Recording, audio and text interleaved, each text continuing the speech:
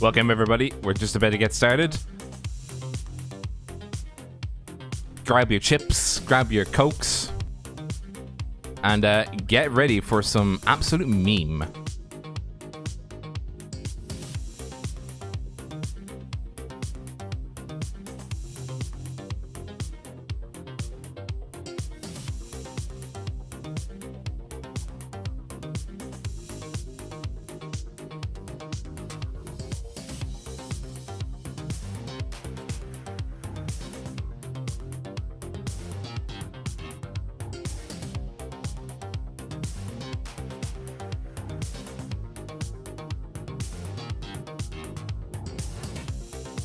It's Daytona.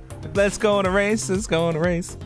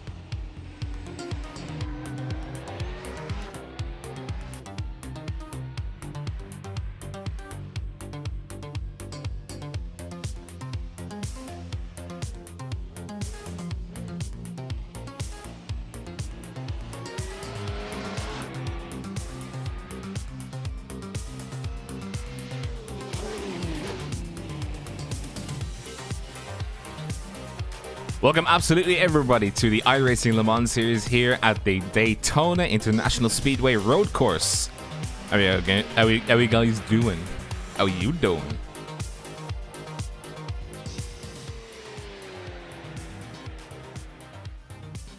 Glad to have you guys. Qualifying just started, so we're seeing the drivers going around now. Around Daytona.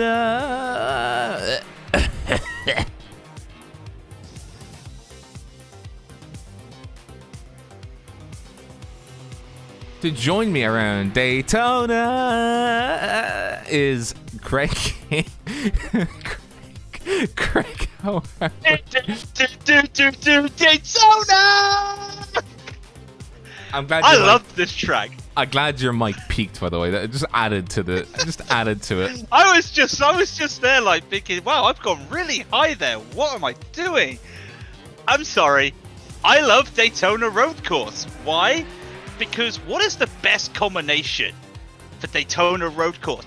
It's not the Daytona 24, where you see some guys drive around in GT3s and GTEs, and then some guys decide, I think I can drive a DP, despite they've never touched it all year. No, it's not that. It's not anything like that. It's when you put a car with a hybrid system that's practically just about the same pace as the Formula 1 car, maybe a little bit slower. A car that's so old but is still revered because it's a prototype. And then some GTEs. You've got 3 different varying speeds here around this. Well, let's just put it right. It's basically 4 corners and an oval. You know, how fun is it? It's chaos, and it's the best type of chaos. It's a really fun combination having the ILMS series at Daytona. I'm having to name and shame somebody, by the way. Julian Mir in the number 33 Audi. Well. It doesn't say Audi on that car. It says Peugeot. He's got the Peugeot livery. The Peugeot livery? Yeah.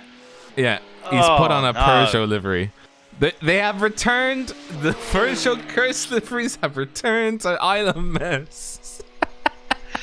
Oh man, I thought it was bad seeing Toyota liveries on Porsches, and we're getting a. Oh no. I actually saw. I don't know where I saw it. I saw it at Discord today. Somebody had put the Jordan Benson and Hedges livery from the F1 during the 90s in the F1 on an LMP1. The full thing. I'm just there like, I really shouldn't like this, but I like it. No. And that's almost on the same level as the curse that we get from. It's almost on the same level as the cursing we get from. I can't even say it. It's the Peugeot livery. I drive a Peugeot. Hey, I drive a Peugeot. Don't start. But you can't put a Peugeot livery on an Audi, a car that never... I've had this discussion before, and you know how I feel.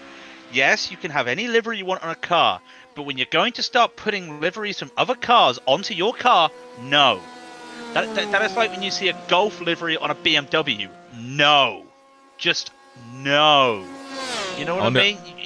I wonder if there's any other curse liveries. I know Joachim Braun is in the session today, and he was the last person to delight us with some cursing. And it was such great cursing that I said he best never run that livery again, otherwise I'll kick him. Kick him in the net. But no, I didn't. I think what I actually said was, I'll come to your house and shame on you. I think that's almost exactly what I said. I just felt so much shame. Check Jacob's. Firstly, oh no. Jacob's PCS livery. Oh no. Let's have a look. What's this? He's not racing at the moment, is he? What's this? Excuse me? What's this? What's this? Oh no, it's the poop emoji.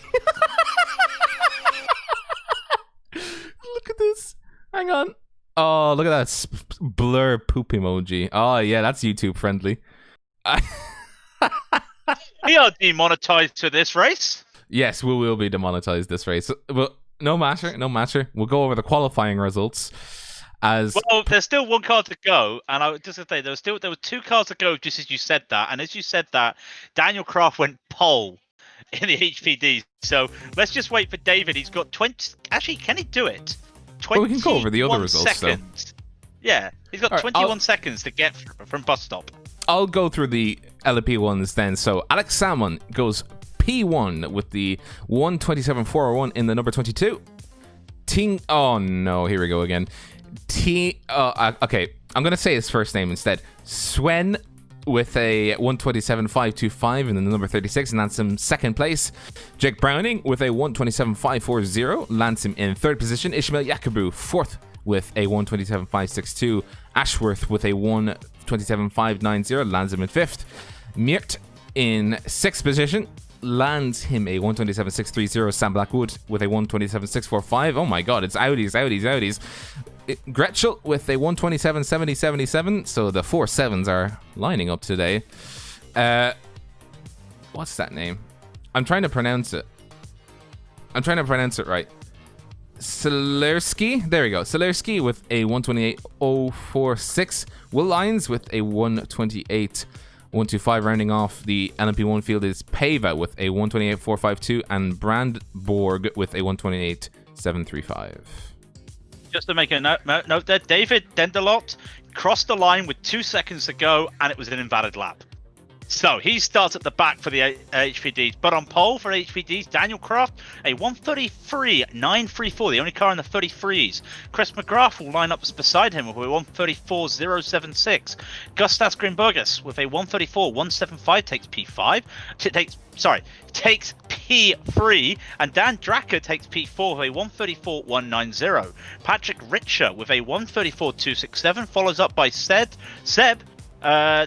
Tinnerson with a 1:34.277. Nathan A. Moore, 1:34.318, followed by Anthony Pisano with a 1:34.350.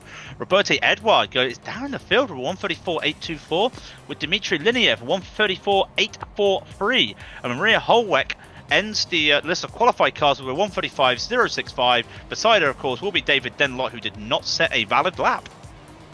In first position, it's the number 10 car of Franson with a 1:41.189. Grafenko with a 1:41.197. Putton in the number 19 car puts up a 1:41.209. Lemanek with a 141.295. Vercher with a 141.339. Last, he's definitely not last. He's 6th position with a 141.501. Dardenne with a 141.543. We then go down to Sousa, sorry, with a 141.751. Appelgren with a 141.806. Joachim Braun with a 141.854. Oh, I'm not going to pronounce that. The number 32 car did a 141.897. We then have Chadwick, Harwood, Efimenko, Gizzo, and then finally wrapping it up is Karachorin. Did you say Gizzo? That's Rizzo. Oh, well, his name is now Gizzo. Yeah, anyway, they're coming around. Every car in the LMP1s is an Audi today, which is going to be absolutely hilarious. A lot of Porsches in the GTEs as well. But where is Sam? I just want to say, the GTEs have only just come to the bus stop. They've waited that far back. It's going to be interesting. Alex Salmon will slowly wait for the cars to come to the start line. The pace car is in. Now remember, this is oval rules, so the green flag's going to wait for a while, but Alex decides, screw that, he goes away, with Jake Browning taking P2 away. Looks like Tinga is going down the field, and he might lose that to Jacobu, but it is going to be Salmon through the first corner. Is there any argy-bargy? There is no, everything's clean at the moment for the LMP1s.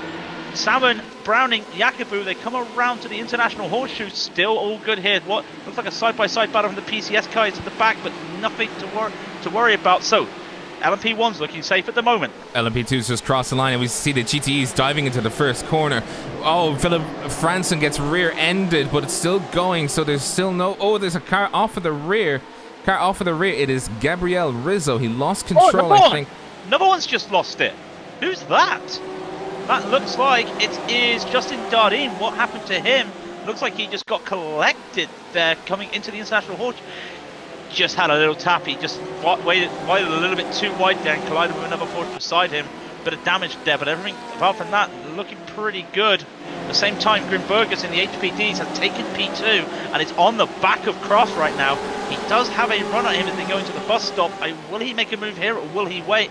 Just keep an eye on at the moment. Kraft has to take the inside. Kraft gets the fence to takes the inside going into the bus stop. They're side by side going into the bus stop, but Grimbergus has to yield as Kraft got the inside. Kraft will take that. Here he goes over. That's going to be a slowdown. Slow down for Kraft, and we know it's for the first lap. There'll be no set times. He's going to go all the way down by the looks of it with that slowdown, just being a bit too aggressive. Also, at the same time, it looks like Zaleski and Gretschel has had to slow down in the LMP1s, but it's still Salmon in the lead, half a second away from Browning and Jacobu. Side by side, Chris McGrath, Gustas Grinbergus, still side by side as they come past the start-finish line to complete the first lap into the second lap, still side by side into turn 1, and Gustas takes the position, and now it's a three-way battle between car number 13, car number 11, and car number 1. It is Gustas defending on the inside from Chris McGrath, who's looking to have a little bit of a nibble, flashing his lights, looking to send it, coming through the infield. It just went past the International Horseshoe. He's still flashing, looking to send it. You know the term is like, are you kidding me? I'm still gonna send it. I think Chris McGrath is playing that on repeat. I think he wants to send it. Yeah. McGrath got a bit unlucky there. He's flashing because I don't think he realised Grimbergus locked up the brakes on the exit. I don't know how you lock up the brakes on the exit there, but Grimbergus just had a little bit more. There's a lot of tyre slide there, so we'll take the lead. Well, we'll take the lead still. There is slipstream. It's not going to be the same when he was with Daniel Croft. Daniel Croft went down to P5, by the way, 2 seconds behind this lot. But Grimbergus and McGrath will take that line, including Richter. He's just sitting back waiting for this. Meanwhile, in the LMP1, Sam Blackwood had a slowdown as well. He will go down the field. But Salmon still leads from Browning. We're trying to keep an eye on this because it's very interesting to see what happens. Jacobu trying to make the charge. Everybody at the front three, practically even with their time. So looking really good. Let's keep an eye on these GTEs though, because we've not talked about it. And we have Lemanek taking the lead before the bus stop from Puttins, sorry, and Franson behind as well. Hayata Sousa has gained up quite a few places here. Has there been an incident? I'm going to have to look back at this because it's very interesting. Now he's got a slowdown. Very interesting. What has happened here? Well, remember when I said last was not last? He's going down towards last. He's currently on the scoreboard. Last is currently... Oh, Rod, sorry, there's three wide. There's three wide in the GTEs almost. This is Appleton, Grayson, you and Braun. Now Braun and Graffitelli is going side by side into turn one. Lock at the brakes there from Braun. And Polkgreen wants to try and make that move. He can't. They're going to go side by side. These guys are almost going three wide going into the first corner. They're back into single fire right now. Sorry to interrupt, but it will be Grafenku, Braun, and Appelgren in that order. And these are three that are just staying. It is for 6th, 7th, and 8th, with Sousa behind them as well. But Chadwick also up the field. But if they keep battling, will they go for round two? Braun wants to go for the move, cannot. But also Appelgren going for it. Fight. This is action. It's just sending it for the horseshoe. Different line for everybody. So we have 7th is Braun. In front of him is 6th position in the number 4 car, Richard Gafensu. And then behind him is the car of Appelgren, looking to take the position. So he's currently sitting in the sandwich. Oh, and he's got the Ford livery. He's still wearing that Ford livery. Oh dear. Yep. But anyway, let's digest that and move on as they come through to the bus stop now. Number 4 car hugging the wall as he's going on the tippy taps, as I like to call it. So the tippy taps being you tap each of the yellow curbs, but not too much. You don't want to eat them. You just want to nibble at them. Just little nibbles. And then it's onto the NASCAR 3 and 4 as the banking leads you onto the front stretch as... well, this is what Racing Circuits tells us, as there's been a lead change in front of them. Oh no, there has not been a lead change. Oh, who will we stick with? We'll stick with Joachim Braun as he goes on the inside and making it almost 3 wide going into turn 1. Side by side, Jeff Appelgren and Richard Graffer go. Stop it, this is crazy. They've gone side by side in the last lap, side by side this lap, almost going side by side again into the International Horseshoe, but sticks it one at a time, one at a time. But also, just to give you an update, Grimberger's lost the lead in the HPDs, and now he's giving the flash job to McGrath there. But we're keeping onto this battle at the moment, the cursed Porsche with 2 other Porsches that are running classic livery. Well, one's not classic, but the other one's definitely classic. Just waiting. Now remember, you can be a bit aggressive in the second horseshoe, but your main overtaking places are before turn 1, before the bus stop, and the International Horseshoe. So they're just going to wait their time here because, let's be honest, Appelgren's got the slipstream, Grafenu does not, and Braun's just going to sit back, let them do their thing, and just wait. And at the same time, Chadwick in front of them has lost the slipstream. So it's Daytona, but it's not restricted plate racing, but a bit of bunt drafting, and maybe they could catch on to this P5. Well, according to my top stopwatch, they'd have to do a good bit of drafting. They'd have to make up half a second. I think they would be able to do it, but they're constantly fighting between the 3 of them. It's not going to be just as like a clean race. You know, when you have a one-on-one battle, you could technically leapfrog one another over and over and over again to try and make up the distance. But look at this now. Joachim Braun's going to take the outside line as he's trying to follow through. Jeff in front of him. Jeff is in the number 29. He does follow him through side by side. The number 4, number 28 car go. The number 4, the little number 4 that could, is not letting it up too easily. Still side by side as they pass the start finish line. Ooh, bit of a squeeze there from Richard Fensu. Joachim Braun does not keep the position. Richard Ganefu loses a place to Jeff Appelgren. Great move there. That was bump drafting. Appelgren went early and still had that high banking, but Braun went behind him. That was bump draft. That was bump drafting. I think we've lost a man. I don't know, we've lost everything. There we go. Watching Alex Salmon. I want to get back to the LMP ones because it's time, Rob. It's time for traffic. Salmon is there with the GTE traffic, especially with Browning at the same time. Gap is about a second between the 2 of them, but they are slicing and slowly dicing their way through the GTE traffic. You see the class leaders at the moment. It's the car 22 for LMP1, Alex Salmon. The car number 11 for LMP2 is Chris McGrath. And in GTE, it is the car number 9 of Lemonek. There you go. I got it right. His name is so Polish. It's so good.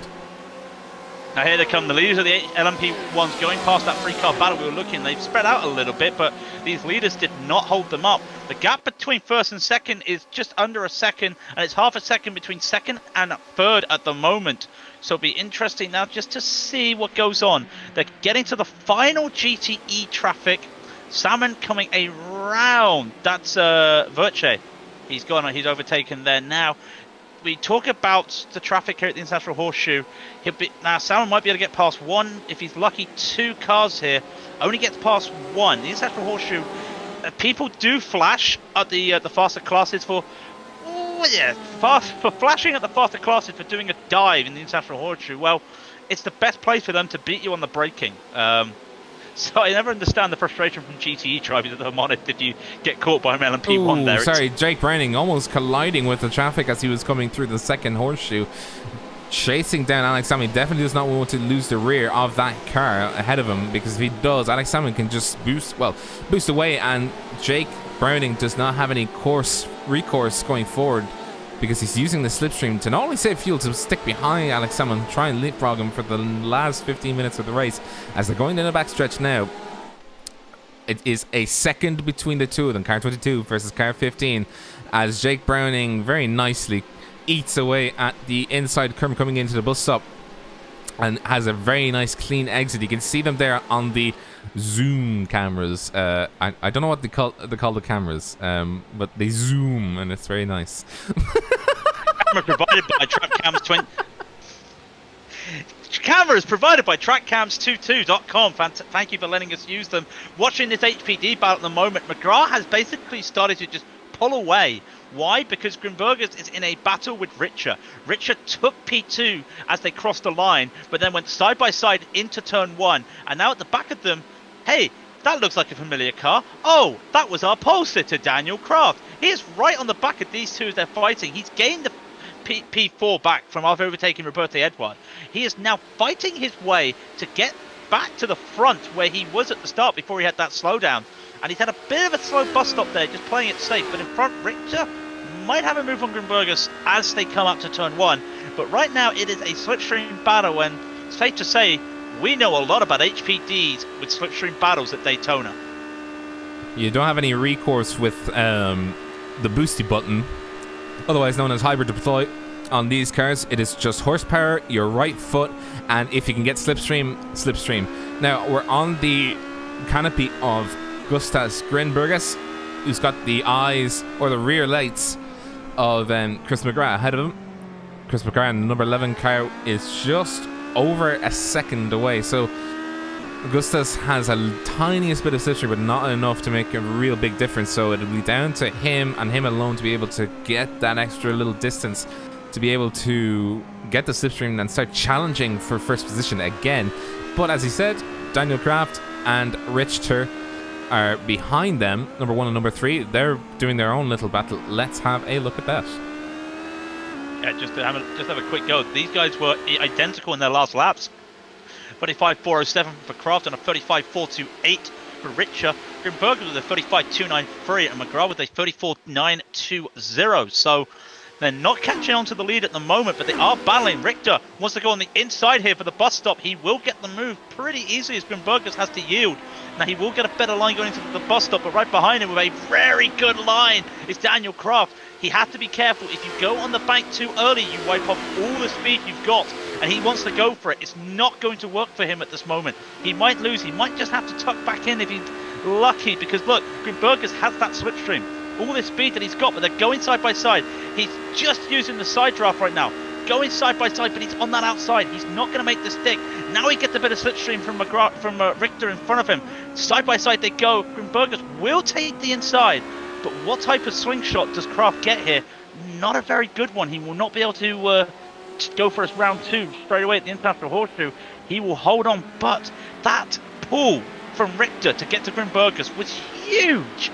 And it's safe to say he had a 134.9, same time as McGrath, so it's safe to say that if he can just get away from these two, he might be on for a battle for the lead himself. It is currently McGrath, Richter, Grimbergus and Kraft, top 4, sort of within about 2 seconds of each other. you know, it's all for these guys for second, third, and fourth. They're battling in the three-way. We had seen this before in the GTEs. They need to get up, and you know, leapfrogging is a valid tactic, but not when you're three-waying. You know, it's not okay if it's in a three-way. As Chris McGrath flashes a GT.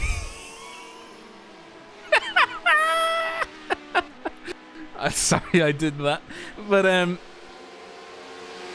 as Chris McGrath goes to the bus stop, able to clear traffic, Patrick Richter had to sit behind the GTE at the exit of the bus stop, so he's lost time. It's about a second and a half now, as again Daniel Kraft is under. He's not under attack. He is attacking the car of Gustas Grimbergus. As we have. You might get it. Ooh, very close. He almost had it, but the car started sliding out as he was coming into turn one. And Grimbergus, he's going to go for the move. Sorry, he gets the move, makes it stick side by side on the exit of the horseshoe, gives him all the space, gives Richter all the space that might cost him. Richter's on the inside here, so he will get the position here onto the kink. Now the braking for the second horseshoe. This is going to be the tough one. Can he hold it, Grimbergus? No, he gives up, and Richter goes wide. And Grimbergus says, "Thank you very much. I'll take it." Almost touching again. He's giving him the space. A lot of respect here. Into the entry of the oval, still side by side, and now you see Kraft wants it. Oh, they touch. And they keep straight. There is how much damage is on that car there for Richter. The wing is bent. The wing pillar is bent. They are still fighting us right now. This looks like a Daytona for me. Two guys pushing on the inside. One car's not going to push on the outside. Trying to go on the outside, inside just Grimbergus. He wants his move. He makes the move. He hits it to there is more flashing from Kraft. He makes the move, Grimbergus. Now Kraft is on the attack. What a move there, but Kraft not happy about that with the flashing. Will try and make him move and then come onto NASCAR 3 and 4. You see the GTEs in front of them. Can he pinch? This is going to be a great move if Kraft can make this pinch right now. He will get it. Look at it. The GTE's ahead. Kraft is taking the outside.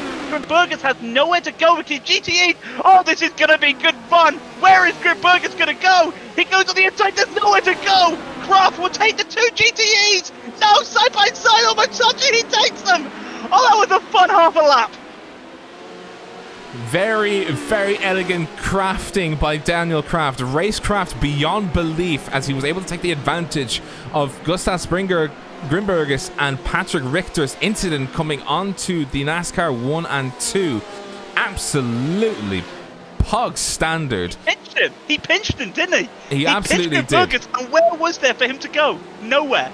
He could not go into the apron right before braking. I'm amazed at that.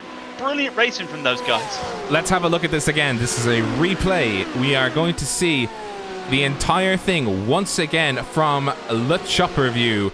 And as you can see, they're coming around now. They're going to come up against a pairing of GTEs. The GTEs sort of start moving up towards the middle. You see the flashing lights as Gustas Gridbergus tries to go on the inside. The car 27 and car 25 are fighting in their own battle as the car 25 almost tips the rear end of the car number 3, Daniel Kraft.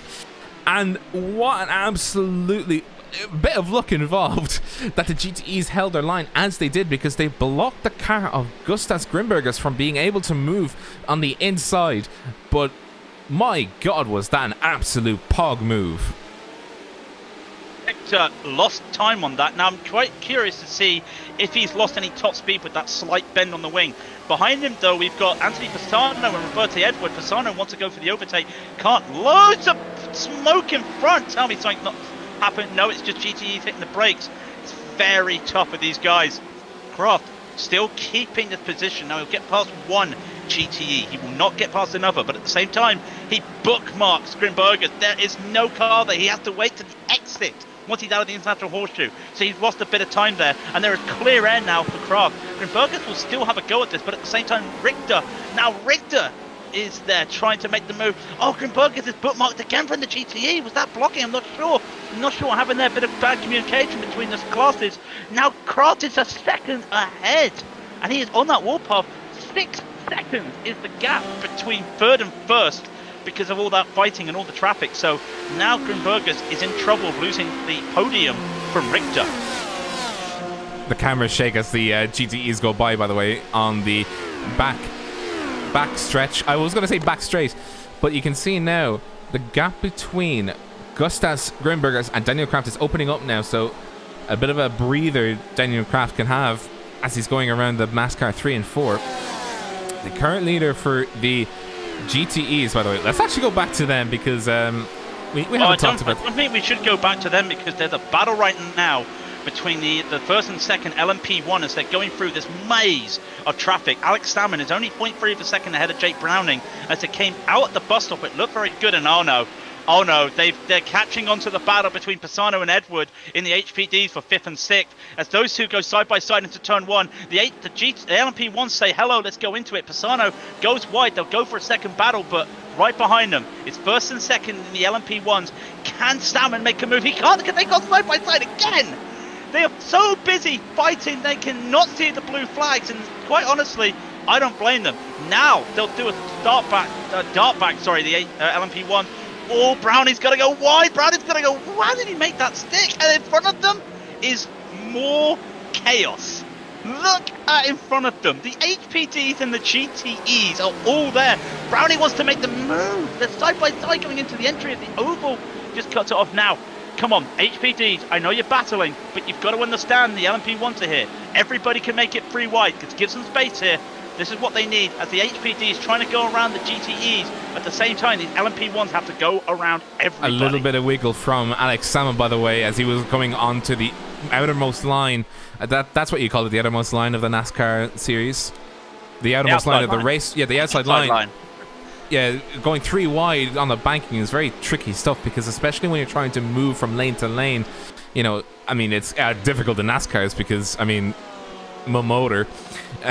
But the other issue is when you switch lanes in a car that can turn very fast on a dime with a lot of downforce, you can actually have snap oversteer on the curb because of the banking, and you can lose it extremely quickly as Alex Salmon goes on the inside of the number 19 car. The number 19 car probably wasn't expecting that move, but he was very lucky that Salmon was very courteous with his move. Well, it's very daring at the same time, but I mean, he has to be daring. He's being chased down by an absolute mean machine that is Jake Browning, and they are matching each other roughly for lap times at the moment. Jake Browning did a 1:30.197 last lap, and Alex Salmon did a 1:30.204 last lap. So it is only the slipstream that's keeping times together at the moment, and traffic is allowing Salmon a reprieve, but it's not going to last for long because the traffic will start splitting out, and it has already started doing so as they come onto the NASCAR 1-2 banking once again for another attack from Jake Browning. He might be able to push it right just at the edge of the bus stop. There's the car of Daniel Kraft just ahead of them. I think that is Daniel Kraft. Chris McGrath. Apologies. The lead HPD. Just want to say, people were asking about the GTEs. We went past the lead GTEs on that first lap. On that lap there, Lemenick is still in the lead with a second behind him is Putin, and in P3 at the moment it's Philip Franson. There isn't really any big battles going apart from that 3-car battle we were talking about earlier, which is now split up due to the traffic between Virtua. Actually, something has happened. Where is Joachim? He has dropped down. Did he have an accident? We'll have to keep an eye on that. But I think we've got an issue. Oh? Ishmael Yakubu. He's not on the track. No, I've just seen it. I know that's a different incident. There is a big incident in the second horseshoe. Not sure what happened. I'm just trying to watch it. Oh, Zaleski tried to make a braking move on Kieran Chadwick. Kieran Chadwick's on the inside of the first horseshoe, of the second horseshoe. He tried to go for it. Tapped into the back of Chadwick. He goes into the wall. She goes into the wall. Following them is another set of GTEs, which is Joachim Braun and Applegren, as William Ashwood comes by them, and he does the same thing. And all these guys trying to avoid had nowhere to go. They go into the wall, so that battle is over. But where is Yakubu? Yakubu, come back to me, babe. I can't leave you. Come back to me, babe. Don't disconnect. He's gone. Now, what happened to him? He disconnected, I think. I think he lost connection. Yeah, there he goes. He's lost connection. No! Not again! By the way, Sam Blackwood and Jacob Selerski, I think that's how you say it. Hopefully I got it right. Are just pitting, so they're the earliest pit stops I can detect. The damage, because of that damage I was on about. Was Because it? of that crash I was on about, they both hit into cars. Selesky hit the back of Chadwick, and I believe at the same time you had Ashwood almost causing chaos. So Selesky is a damage repair. Meanwhile, somebody who does need to get fixed after this is Patrick Richter. He lost P3 to Grimbergus there, as those two, they've lost Kraft. Kraft is gone. In fact, Kraft is now 5.5 seconds behind McGrath. But the other two are in a little battle themselves. As we still keep looking, we're trying to look down the field, and there's not a lot of battles down the field in each class, but at the front of the class, it is just it's nail biting. You've got Browning 0.3 of a second behind Salmon. You've got then for P2 and P3, you've got Grimbergus and Richter, as they've got a LMP1 of Will Lyon beside them now. Then you look at the GTEs and you've got Putin. He's a 1.5 seconds behind LeMans here, but that is still very good. And that big battle we had at the start of the race with those GTEs, so 3 GTEs in the middle, in P5, 6 and 7, it's over all because of that accident at the second horseshoe. I just want you to hear and see. Just look at the car of the headlights of the car number 19 that is to the rear of Lemonek, the car number 9. He can still see that in his mirrors, so he's definitely not out of the woods. Yeah, one little mistake, he will see the BMW of Putin coming up behind him and looking to see if he can have a little bit of an overtake. They're on 1.3 seconds apart from each other at the moment, and there's no signs of the gap opening or closing. The last laps these guys did were 142.607 and a 142.984 for Lemonek and Putin respectively. So a little bit faster was Lemonek, but I think they will exchange lap times again. No, they don't. Lemonek is still faster again, so the gap is slowly opening up. I am a massive liar. Are you really? I never would have known. Wow, okay. Grimbergus takes P3 away from Richter, and Richter's had to... what's happened here? Is he just gotten held up there by traffic? Yes. We've got Gretzel, who is playing the role of Matt J. Farrow today, but no offence, not as fast as Matt J. Farrow in the John Deere Audi tractor. He is driving that livery. I saw it earlier and thought, hang on, who races that normally? And it just brings to me, the gap between Grimbergus and Richter is 0.7 of a second. Now the issue you've got, that damage to that wing has been playing on Richter's lap times. A 35.4, a 34.8, a 35 flaps, 36.9, a 35.6, you know, and he was doing like low 35s, so getting his speed, his pace back a little bit here thanks to slipstream, but is struggling, and near behind them is a battle for P6 between Moore and Pisano, and I think these two have been battling before. The gap is half a second, won't get a move at the moment, but that's another close battle to keep an eye on as we still keep watching. It's amazing how we saw this the first time we did Daytona earlier in the year, about 2 seasons ago, how in the HPD battle where the leader, the guy who won the race, Tim Greven, just stayed on the back of the car in front of him for so long, for the whole race, even when they pitted, stayed on the back, and it was only until the very last moment that he decided to make a move. This is what we could be seeing between Salmon and Browning. I'm assuming you mean Timo Hayden. Oh, I said Tim Greven. That's a different driver. Yeah, they're two different drivers, but it was Timo Hayden. Yes, I remember that moment very well because I almost lost my voice screaming. But it was an absolutely great move, and yes, it is a very valid tactic. You can push in the last lap if you've got plenty of fuel to spare and you know you're the faster car. But I would say Salmon and Browning are kind of on the same pace at the moment. Browning is 0.2 of a second a lap slower on that last lap in particular than when they crossed the line on lap 18. At the end of lap 18, Alex Salmon was faster, and I would imagine that the main benefit for Browning at the moment is to sit behind the slipstream, get some speed, keep the tires nice and fresh, and also to save some fuel to leapfrog him once they come out of the pits. It'll be about a second difference if he had stayed behind the car of Alex Salmon for the entirety of the first section of the race before they have to pit stop. He will have stayed about a second in the pit stall itself, and that is plenty enough to get to leapfrogging territory. Tell you what battle we haven't been keeping our eyes on. When Yakubu went, we did not look at who was P3. Normally we'd be talking like a Will Lyon, well not a Will Lyon, sorry, a Sam Blackwood, or normally you'd get some of the guys like Connor and Josh Mills. No, it's Julian Miert in the Is Peugeot. It's the Peugeot. Oh. But 2 seconds behind him, I didn't mean to copy you there, it just came out like that. 2 seconds behind him, it's William Ashwood. Yes, he had almost a little bit of damage, but he is lapping faster than Miert. So that is a battle to watch out for, because in the long run, Ashwood might be catching. They crossed the line, a 29.2 for Miert and a 29.2. In fact, Miert was a 29.195 and Ashwood was a 29.236. So they're matching pace at the moment, but Ashwood has been faster overall.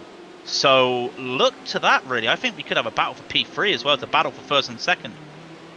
I'm just looking in the GTEs. There's no shortage of battles in the GTEs. There's a battle for fourth position at the moment. It is between Vercher in the 5 car and Gafensu in the number 4 car. So the two cars are 4th and 5th, but they hold car number 5 and car number 4 respectively. As they come through the bus stop, we see that Richard Gafensu, sorry, is looking on the inside of Vercher as they go through the bus stop. Still not attacking fully. He's not making a send for it, but he might do it coming up through towards turn 1. Let's see if he does that. So just following the banking at the moment. Vercher can't move. He has nothing to help him with. The LMP1s will stream by as Vercher goes side by side with Gafensu. Car number 5, car number 4 battling side by side for 4th position at the moment. Who will go out ahead? It is Richard Gafensu, but he goes wide coming out of turn 1. He didn't brake enough. He carried too much speed coming into turn 1, and he's lost the position again. But the car of Sam Blackwood helps him out. So side by side, just coming out of International Horseshoe, they are still fighting for 4th position. I'm trying to breathe. There we go, Gafensu, I've got you. Don't worry. You'll learn the breathing methods of myself, the legendary breathing methods. Gafensu takes back to keeps his P4 there after getting it from the first corner. Will hold back on, so now he plays the defensive game. Vercher is half a second behind now. If I'm right, the Ferrari's a little bit slower on top speed this week. Gafensu, that's why the outer Porsches are quite strong at the moment, is because of this top speed and the cornering. So might get on the slipstream, but if they get really long here on the straight, it might go to Gafensu. 0.3 now, the gap is closing because of the slipstream. I'm wrong. They come to the bus stop. Brake of that little caution light for the NASCAR there. Brake there. Loses a bit of time, Gafensu. Got to play a little bit safe there. Don't want to go too fast into the bus stop because you don't want to mess up the guy in front or go into the guy in front. Will get slipstream here. They let one LMP1 by. Shortly they'll let a second LMP1 by as Ashwood. Well, Ashwood's gone down on speed there at the moment. He was chasing P3. He wasn't. Anyway, I'll get back to that in a minute. But for sure, trying to make the move on the outside now. Will he make this stick? They're side by side just about. No, Gafensu doesn't give the same respect that Vercher did. Well, there's no respect in motor racing. You know that. You know what I'm trying to say. Takes that and had to give up spaces there to William Ashwood, who was trying to just go in there. That's a bit of a bookend. Gap is still under a second, though. So keeping it all right. But the LMP1 might have just saved Gafensu. But a great move there from Richard to hold on to that place, being aggressive on the inside into turn 1. Oh, we have the first sets of pit stops in the LMP2 class. They are all coming in now. We have this man, Daniel Kraft, sat in his pit box. He will probably be the first one out. He got in there just in the nick of time. As you can see, David Dandelot and Patrick Richter are staying out. So let's see who will come out first for these guys. We're just looking at the clocks at the moment. Somebody in the background has not gotten their pit box right. It is Chris McGrath and Daniel Kraft coming out of the pit stall, sorry. Almost quite close to each other. Ted Kravitz, what can you tell us? Well, thanks, Martin. I'm keeping an eye there. Looks like they had a lug nut just go loose. Just trying to get it back on. They had a bit of an issue with the tyre. Did get it on there. Little fuel stop as well. Just making sure that hose there. And they had a bit of a spill with the fuel as well. Is that how he sounds? Is that what he does? Yeah, that's good enough. That's good enough. The pit crew weren't ready for him. he used to sound like that when he was a bit younger. Back in day. I mean, I just love though that every time we go to a battle, right? All of a sudden, LMP1 comes by them, and it's Alex Salmon and Jake Browning. And it's just great to see that. Browning, again, going side by side like this. Tries to go side by side before the entry of the oval. And actually, Salmon forced to take the inside line. He might have to use a bit more boost. Yeah, he's used a bit more boost. Now they are catching. Now he is new. Well, they're leveled out. They're equaled out on boost at the moment. And Browning is catching. 0.2 is the gap. Maybe this is the moment we see an overtake, because they've got Kraft in front. He's a second and a half in front. Cannot see that playing into too much of a factor. They'll get by him around the oval. Now comes the boost battle. The boosty boys are coming. Browning's got a bit more boost. He is on it right now, like a car bonnet, as my friends used to say. I have no idea why, but he's getting the move going. They're going to be going 1.1 of a second is the gap. Browning now doesn't have anything left in the tank because Salmon held onto his boost. That's smart from Salmon. Held onto a bit of boost. It's going to take that boost and keep P1. That was smart. That was great going there to just hold onto your boost and let Salmon put his cars on the table. Let Browning put his cars on the table and then go, hold on, don't take the pot, because I got 4 aces. What are you going to do with that, boy? I thought you said fork aces, as in like the fork of aces. We don't talk about the fork of aces in game cards, as they very close there. That P2 was very close to the rear end of Alex Salmon. Car number 11, I think that is Chris McGrath. Quite close to the rear end of Alex Salmon, trying to rejoin the racing line coming through the back end. Oh, very close again. He's not letting him by very easily. I mean, it's got blue flag, so he should let him by. It's very close for LMP2 to sit beside an LMP1 there, especially when they're battling. And now the gap is widened to about half a second. I think Drake Browning's not going to be very happy with that in particular. Half a second as they come through the back stretch into the bus stop. Nice and easy. Left. Sorry, right. Left. Right.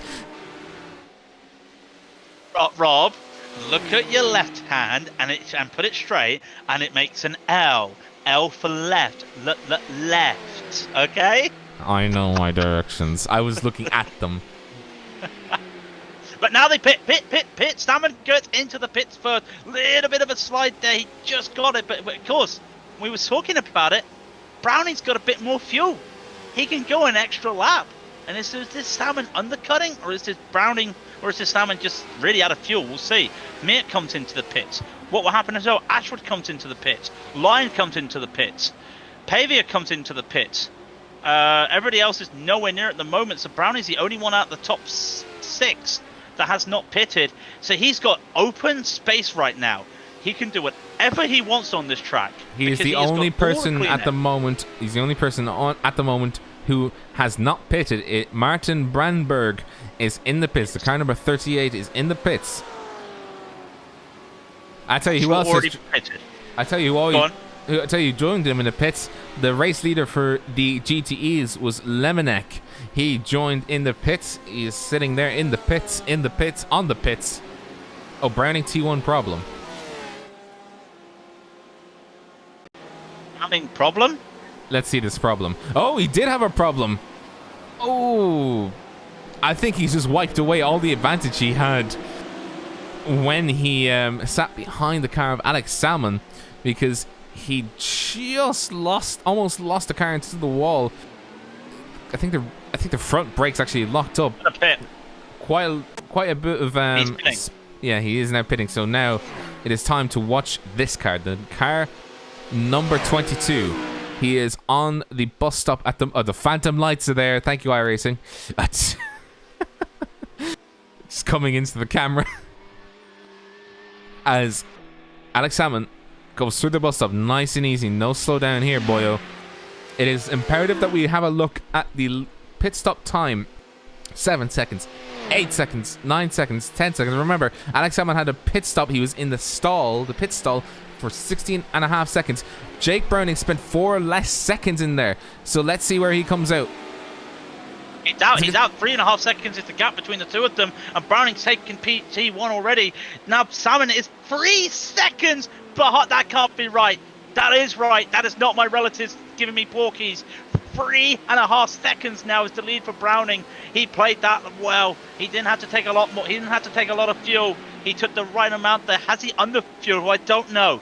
Caps, the software I use is reading 40.2 laps. So it's going to be a 41 lap race. Did he under fuel? Or did Salmon over fuel? That sounds like Salmon over fueled. That's a lot of time. And even with that mistake from Browning, he takes the lead comfortably. Great moves there, and that's what we said. Just stay in the back, save your fuel, and you're going to be fine. Now, just to compare the fuel stop times, these are the following from 1st to 5th in LMP1. So Jake Browning was in the stall for 12.5 seconds. Alex Salmon 16.5 seconds. Julian Meert 15.5 seconds. William Ashworth 15.5, and Will Ian 15.3 seconds. So that is an expensive fuel. Well, I mean, you know, the price of oil now, I think it's finally gone over zero again, so you're not paying to store it. So yeah, it's quite cheap at the moment, but he put a bit too much in, so his team won't be happy with that. You know, come on, we're paying by the litre here. Come on, you know, it's £1.15 at the moment for petrol, and if it's a diesel, it's £1.12. Come on, too much money you're using there. Come on, boy. Anyway, the gap between McGrath and Kraft in the HPD field is 1.9 seconds, so just under 2 seconds, and they've been matching pace at the time. A 35.807 for McGrath versus a 35.867 for Kraft. As McGrath gets past a GTE, that is Richard Gaffinu, currently sitting, well, he was sitting P3 before he did his pit stop, so all the GTEs have gone into the pits, by the way, as Putin finally goes in at the same time. Actually, let's keep an eye on this at the moment. Putin's in the pits. Is in the pits. Sorry. Lemanek was the guy in P3 in the lead, as Putin has now come out of his pit stall. Lemanek is coming up to T1 right now. Putin is just coming out. Yeah, he's lost it. He's lost the lead. He needed to get out to the corner of T1 on that pit wall just before Lemanek if he had any chance. And now the gap is 3.5 seconds between first and second. I would like to point out, by the way, that Lemanek spent an extra 2 seconds in his pit stall compared to Putin. Putin spent 14.4. Lemanek spent 16.2. So Putin gained 2 seconds on him, but it still was not enough, and he's lost the lead. He's now back down in second position, and I think Lemanek has all the gap in the world that he needs to just take the flag and come home. Basically, he needs to not get a slowdown or two. Now, if you get a slowdown at the bus stop, you are in a world of trouble. We saw that with Daniel Kraft at the start of the race. So you do lose quite a bit of time there. Nick Carwood, sorry, the cameras went straight. I clicked on Nick Carwood just as a casual. He's gone off the track at the second horseshoe. Let's have just a quick gander at that. He was chasing the number 29 of Jeff Appelgren. Brakes coming in to try and overtake and misses his braking point, and I think he is now down the pecking order, and he's now down in 12th position. The car just went left. The corner's right. Just because you're on Daytona does not mean you have to turn left. I feel really bad making a NASCAR joke there. Anyway, sorry, I feel dirty. I've got to move away from that quickly.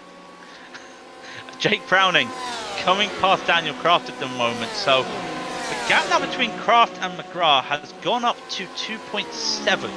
A couple of laps to go. It looked like Kraft had a issue. Yeah, did a 36.212. So lost a bit of time there on McGrath. So we'll have to, with 16 minutes remaining, have to really push it. And with how dead these tires are right now, well, no. It's 21 Celsius out there. These tires will not have died. They're going to be totally fine, if you ask me. So he hasn't got an issue with tires, but at the same time, Kraft's got an issue because a familiar foe is right behind him, just a second behind him, as Grimbergus is now coming back onto the slipstream of Kraft. By the way, I found the Godzilla car. Who? It is the car 32. Oh, wow!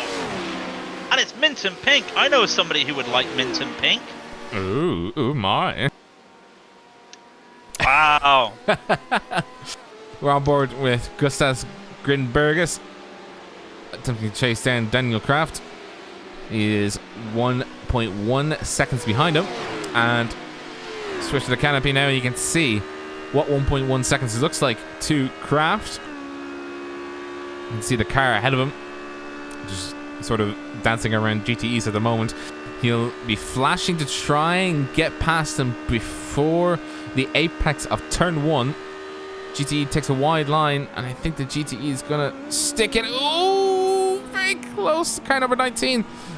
Car number 19 of Putin, holding his line very well, as he should be. Holding his line, being very affirmative with his line, and that would have cost Gustas about a half a second, and he did take about a half a second. It is now a 2-second gap, or sorry, not a half a second, almost a full second gap has now formed between the two of them, as I've just eaten my own words, because the car of Daniel Kraft went wide coming into the second horseshoe, and now it's game on all over again.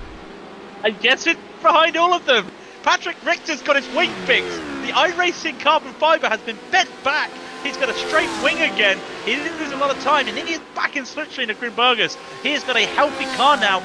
He's the number 1 car for a reason. He can make a charge onto this. 13.5 minutes left. This race in the HPDs is not over, folks. Oh boy, it's going to be fun. And actually, it's Grimbergus just getting past the GTE there of Menelik. Yes, he does, and the gap is still 1.5 in front. Richter gets bookmarked, but gets by pretty fast. Only loses half a second, but it's out of that slipstream.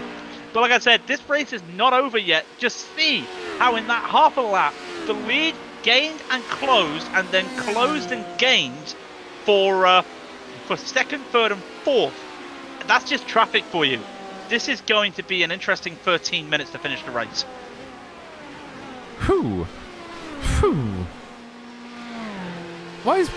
by the way, I remember that Maria had like a B car. Why isn't there a B in that car? It's a B car. I can see kind of a B on the side. That looks like a team livery, does it not? It kind of looks like a team livery. I think it means Speedy Bees or something like that.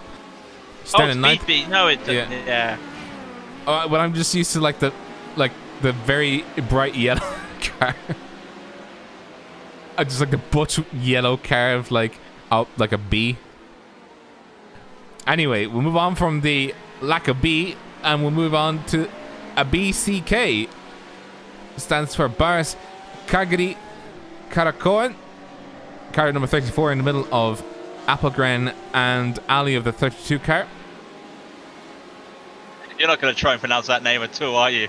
No, absolutely no, not. I'm sorry. I'm not going to try and butcher that. I'm sorry. Gap between Appelgren and Karokin is half a second, and it's the same between Karokin and Ali behind, as this is the battle for 6th, 7th, and 8th. Appelgren took P6 away from Karokin.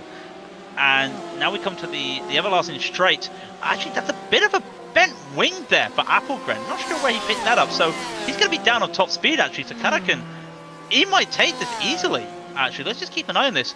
Yeah, he's 0.2. He's already catching before they get to the bus stop, but now he's out of slipstream.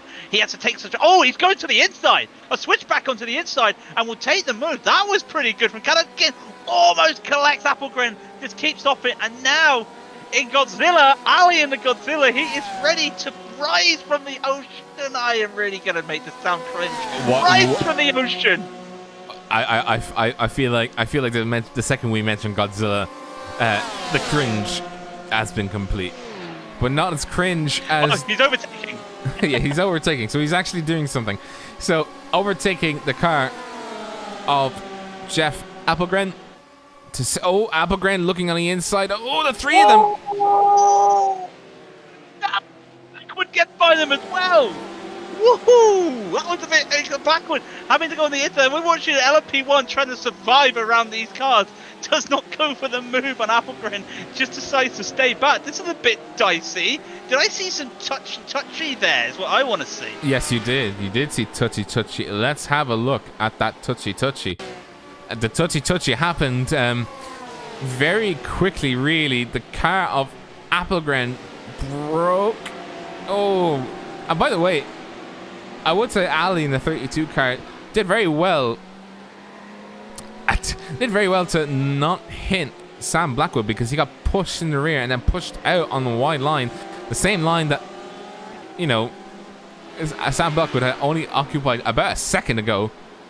But yeah, he's now down the pecking order. He's not looking too happy, I don't think. What has happened to Swing Tinga? That's interesting. Is in the pits now. Invalid lap, last lap. What happened? What happened there? Richard Confensu is in the pits as well. He is gone. And that is Twinga gone. Now I saw an incident. Looked like he had an incident in the second horseshoe. Let's just have a quick look. I'm just having a quick look myself. Comes into the second horseshoe, loses the back of it, and just goes fine. So he did not crash into Confensu. We do have an actual battle in the LMP1 class at the moment. It is Philippe Paiva versus Will Lyon. I think Paiva is a newcomer to the broadcast. Hello. Welcome to the meme cast. Oh dear. I can't believe I said touchy. I'll take the Godzilla any day, but me saying touchy? What is this, the 90s? Oh, a bit of a flash in there from Grunberger's on Will Lyon there.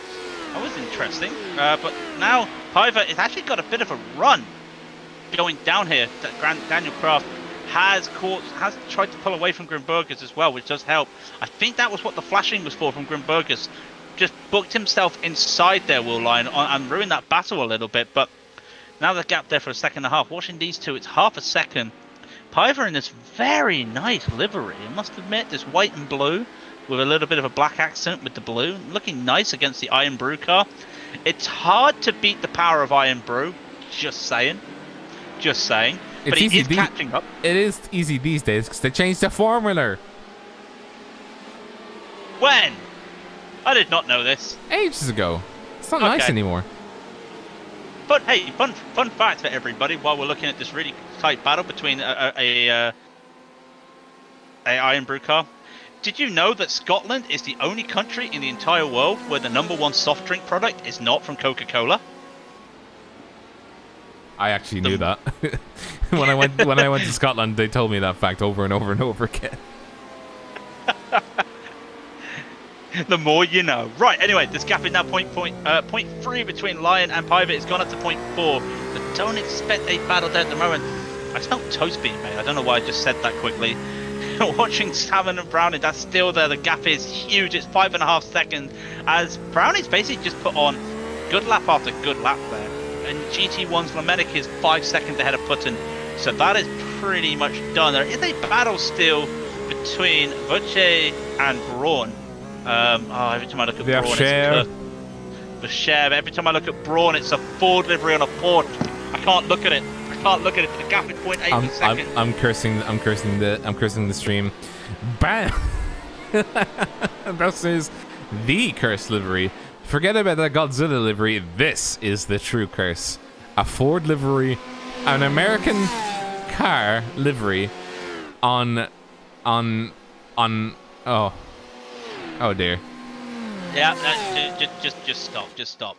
Coincidentally, well, not coincidentally, just to mention in the terms of GTEs, our big gainer is Baris Karakokin behind these two, who's gained 10 spots in this race. Pretty good going there from the Porsche driver. I'm pretty sure it's the first time we've seen him in the broadcast splits. The GTE field is very competitive, so you usually get a new batch of people every week just with how competitive it is, but especially here at IMSA. Oh, Alex Salmon hit the wall, by the way. He touched the wall coming onto the outside line on the NASCAR in 3 and 4. I think his wheels, I'm not going to forgive him for that. Yeah, oh god, there's not a lot of damage though. He's okay. Might have been a 0x there. The gap is 5.5 seconds. He lost a bit of time there. He did a 2:29. He did a 1:29.557. In comparison, Brownie did a 29.179. So he's not catching him anytime soon. 5 minutes is about to tick down onto the clock. So we shall wait to see. 8 cars still on the lead lap of the LMP1s. We've got McGrath in the HPD, 3 seconds ahead of Kraft, and Grimbergers is still trying to catch on, but he's lost the toe, with Richter again losing the toe himself. And like we said in the GCEs, is Lemonek with 5.5 seconds ahead of Putin, who is himself is 3 seconds ahead of Franson. So very close, very wide battle there. But this battle for 4th and 5th between Vacher and Braun is really where we should be looking right now, I think. We are definitely looking at it right now. And by the way, I thought you said Frenson, as in like Hi Tyrell Frenson. Oh, it's Franson. Oh, wow. Did I say Frenson? No, you said Franson, but I thought you said Frenson initially. Well, no, you said Frenson. Oh, he's going to make a move. Is he going to make a move here, Braun? Braun will go to the inside, and yes, Vacher breaks a little bit early. This Ford livery, yes, a Ford outbrakes a car in the bus stop. What? Because it's not a Ford. Yeah, it's not a Ford. It's the equivalent. It's the equivalent of saying, "I can't believe it's not butter," except you've actually put in butter. Hey, let's just be honest. I remember a time when the Ford was the best car to race around here. They're trying to go side by side again, as that's Mirtz just going by in P3. I don't want to see him. He's running a Kurz livery himself. Braun will keep P4 as they come down into turn 1. Behind them, though, we've got this battle between Karakokin and Ali in the Godzilla car. Just holding on there's Karakokin as he keeps P6. So 2 good battles in the middle of the GTE class here, as the rest of the field is pretty much spread out elsewhere. Going through the back, well, I was going to say backstretch, but it's not the backstretch. It is the inroads of Daytona Road. Going through the second horseshoe now. Trying not to give too much away in terms of braking, but Vacher is hanging on to the back of the Ford, the not Ford. Well, how about we call it the not Ford? I mean, that's the best way to christen this damn thing. It is the not Ford. We're not going to call it a Porsche because it's obviously painted as a Ford, so, but it's not a Ford, so it's a not Ford. Why am I explaining this? Coming through the NASCAR 1-2 now. Vacher will not have enough room to be able to make a move this time around, but he might be able to do it if he has a very good exit out of the bus stop, or if Joachim cuts it too much and gets a slowdown. He does not cut it too much. He does not get a slowdown, so it'll be down to Vacher getting enough slipstream through the NASCAR 3-4 onto the start-finish line to be able to take the position before the turn 1, but I don't think he'll be able to get it because Will Lyon just passed him, as well as the car behind him, which is Philippe Pava. Oh, Vacher looking on the inside, does not take the move. Going through the outside now, coming to swing in. The back end stepping out just a little bit. Well, the entire car almost stepping out just a little bit. Brake save him though. Corrects the car and is back on his way through the infield on the first international horseshoe. On the first international horseshoe, there's only one. I keep looking at my notes and I'm just like, international horseshoe, international horseshoe. So I just keep thinking the both of them are international horseshoes. No, the first one is. If anyone knows why it's called international horseshoe and the other one's just horseshoe or unofficially horseshoe, please let me know, because I have no idea what's the difference between an international horseshoe. You know, it's like, what's the difference between a left turn and a Michigan left? Well, Michigan are weird and they only use dual carriageways everywhere. That's why. That's the difference. But not sure why they're doing that. Braun in the not Ford is a 0.7 of a second. 0.7 of a second. Yes, I did that right first time. Ahead of Vacher. Really pulled away when he got that overtake done at the bus stop. Really nice overtake there. Really aggressive. He lapped faster the last lap around. Yes, he did. Only just. But hey, a win's a win in his book. They're now coming on out of the bus stop. Now with the split train. There's 56 seconds left. And I want to see where Jake Browning is because he is on the international horseshoe. So it is white flag time. Sponsored by nobody because we're not NASCAR. Information to pit lane. Car 15, Jake Browning on final parade lap. Be a parade here. He's 6 seconds ahead, but he really has to just keep pushing. He's done really well here. He was slower than Sam in that last lap, but gaining 2 spots as well. He's on course, touch wood, for his first broadcast win. He's got an LMP1 in front of him, a Brandborg, who decides, I'm just going to let you lap me. I'm not going to have any issues here, but we'll keep an eye on this battle between Braun and Vacher. Sorry, gap it half a second.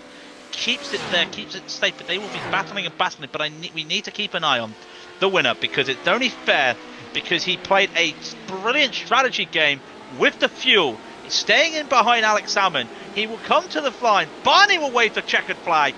Jake Browning will take the win at Daytona, and Alex Salmon will slowly cross the line right now. He will take P2, and in 15 seconds time, Julian Meert will take the win there. Will take P3, for the LMP1s. Where is Chris McGrath? He's coming onto the oval, so we still got to wait for him. Let's get back to this battle between Vacher and Braun. On the banking now. I can't see what banking they're on the banking for the bus stop. So the NASCAR 1-2. Let's see. So they go into the bus stop. I think Braun might just pip him to the post. There's about 0.4 of a second of the gap between the two of them. He might have to take the very inside line. He might have to go on the apron to essentially seal the deal, but I don't see Vacher doing it unless he's able to eat as much slipstream as he can. Still 0.4 of a second as they come onto the banked curve on the start-finish straight, and Joachim Braun will take 4th position over Vacher. Also just behind them, Chris McGrath coming around to take a win there in the HPDs, and Daniel Kraft will come back from a bad figure just at the end. Hello, what just happened at the end? Bit of craziness there from Richter and Grimbergers. Grimbergers did get the win, and then Richter just drives into the back of him. Oh dear. Oh no. I mean, let's have a look at this. I just witnessed a murder number 2. Let's have a look. Let's have a look at this murder. Let's see the murder.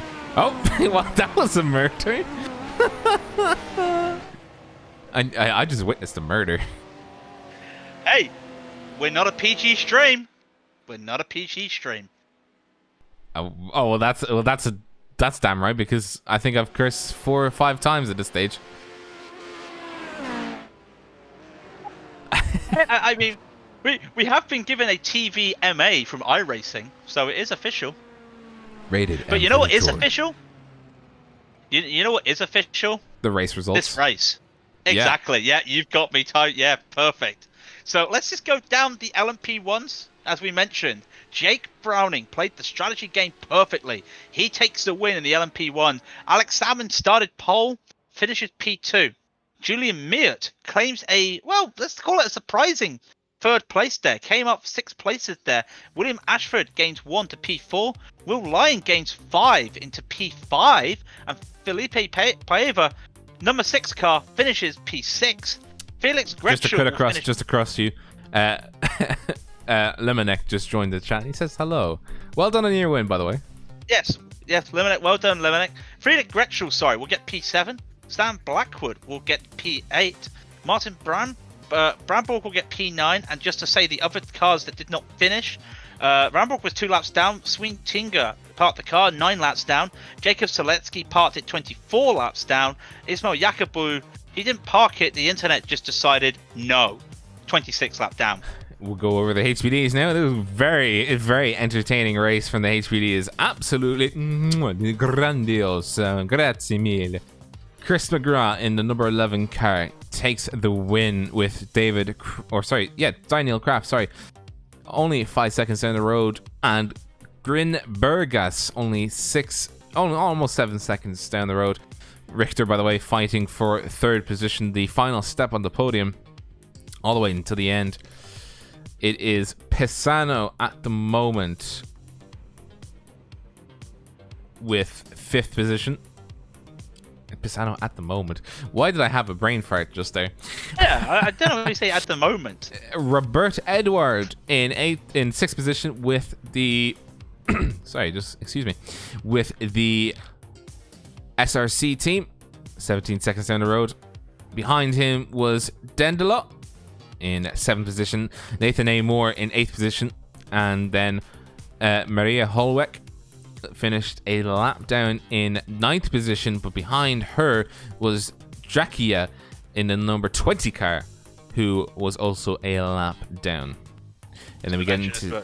I was going to say, Linear finished 9 laps down from the lead HP, and that was actually 7 laps down from the lead HPD, with Seb Twisson 37 laps down for the HPD. You'll probably get to them at the end.